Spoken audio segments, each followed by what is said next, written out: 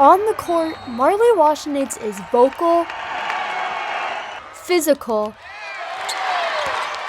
and unapologetically aggressive. She's the kind of athlete who immediately demands attention the moment she steps on the court. But for years, the fiercest opponent she faced wasn't across the baseline, but it was the battle inside her own head. I'm a naturally very bubbly, outgoing person. I'm always laughing, and I think because I'm that type of person, I need to seem like I'm always okay, and I need to not let anyone see my smile be broken. And so I think because I have that vibrant personality and I'm always putting others kind of first, I never really step back to check myself.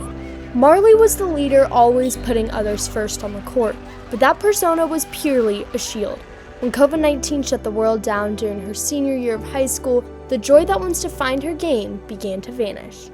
I think during that time, I hadn't been looking forward to going to basketball. I hadn't been looking forward to going home. I was just kind of stuck in a blur of what I really wanted and what I really needed to get into a better mental health space. Experiencing that low point pushed Marley to share her story. So before playing a single college game, she partnered with a director to create the documentary Struggling in Silence, focused on student-athlete mental health. That's what she was willing to do.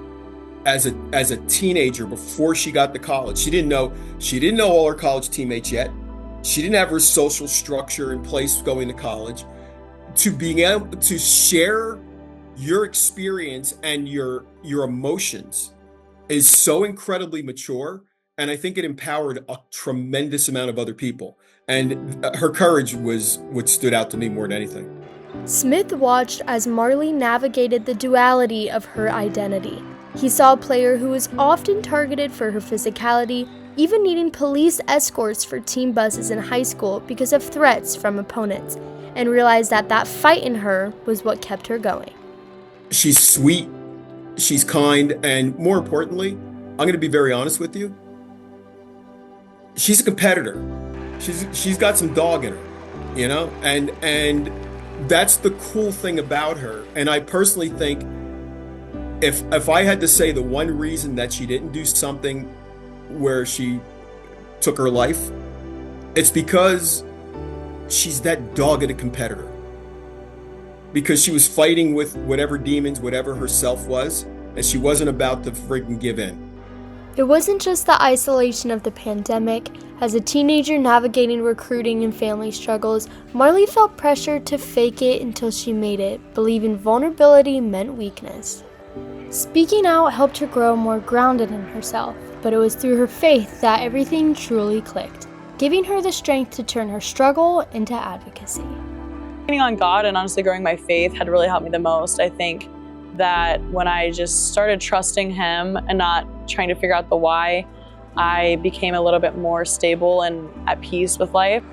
Marley's story reflects an unfortunate larger-scale reality in college and pro sports. Recently, NFL wide receiver Rondale Moore passed away at 25 and was found with a self-inflicted gunshot wound. A tragic reminder that success on a field or court doesn't always reveal the battles that athletes face off of it. By sharing her story, Marley hopes to change the stigma around mental health, encouraging athletes to speak up instead of suffering in silence. And I soon to learn, obviously, after doing a deeper dive into myself and into my mental health within student athletes, of learning that being vulnerable is more of a strength, in my opinion, than a weakness, because you're being brave enough and you're being bold enough to speak up, to tell people how you feel and what's going on. And that's harder than just shutting down and keeping it in a bottle. I think I just want people to understand that it's okay to not be okay, and that you speaking up is 10 times a bigger strength than you keeping it to yourself and battling. And I think that I want people to understand or to hear that in mental health, it's okay to not be okay, and you're not going through this alone. Marley Washenitz still plays with the same fire and intensity that defined her in high school. But now, as a college senior, her biggest impact isn't just on the court. By sharing her story, she's helping change the conversations about mental health in sports, reminding athletes everywhere that strength isn't found in silence, but in speaking up. For Cronkite Sports, I'm Mia Bencich.